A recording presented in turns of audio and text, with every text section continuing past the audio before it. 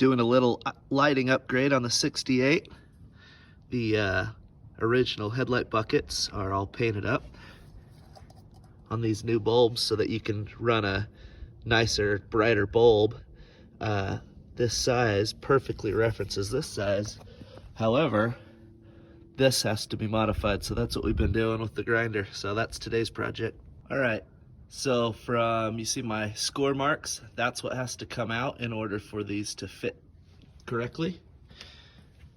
Now she's mounted up, and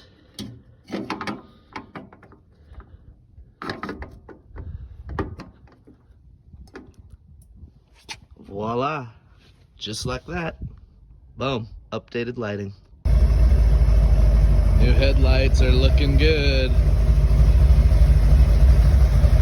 Low beam is even awesome.